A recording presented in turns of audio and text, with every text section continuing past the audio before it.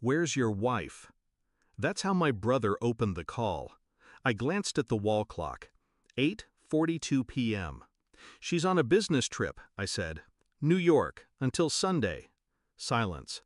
Then came his voice, flat, careful. "She's at my hotel, Adam, in Hawaii, room 509. She's not alone." I didn't breathe.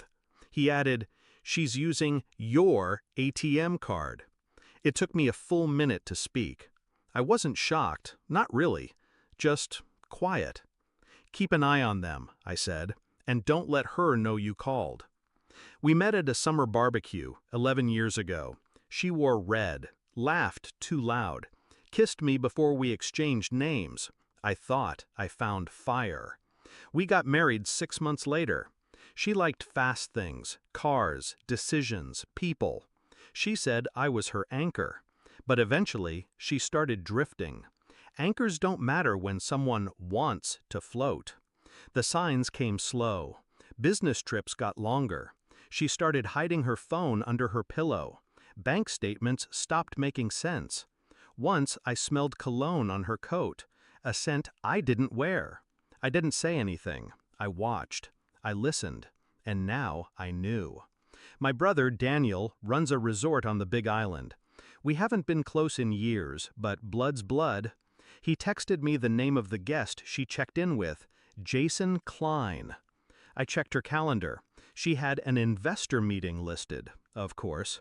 I didn't rage. I didn't cry. I opened my laptop. First, I froze the joint accounts. Left enough for food and cab fare, just enough to sting. Next, I called Daniel. "I need her distracted. Can you upgrade her room? To the presidential suite?" "Exactly. Give her champagne. Tell her it's on the house." He caught on. "You're going to trap her?" I smiled. "No, I'm going to expose her." I booked a last-minute flight, landed in Kona just after sunrise, rented a car, drove straight to the resort. Room 509 overlooked the ocean. I didn't knock. I had Daniel unlock the suite's private surveillance system, hidden cameras, audio, everything streamed to my phone. She was wearing a silk robe I bought her for our anniversary. Jason was shirtless, drinking from a bottle of wine I paid for. She laughed, head thrown back, carefree, like I never existed. She said something about finally being free. I watched from the hotel's bar, quiet, cold. Then I made my move. I had a small packet with me, printed copies of bank statements, photos, hotel records, a copy of the prenup she forgot she signed, infidelity clause highlighted.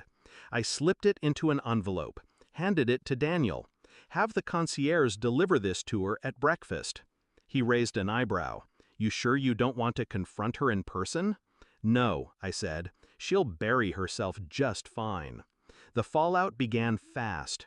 8:17 a.m. She opened the envelope. 8:20 a.m. Jason started yelling.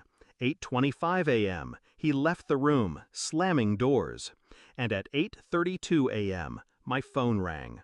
I didn't answer. She called again. And again. 54 missed calls. Texts flooded in. "I can explain.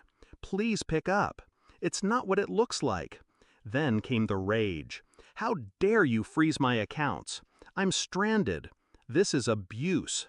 She should have read the fine print. I walked into the hotel lobby at noon, calm, composed. She was there, disheveled, pale, alone.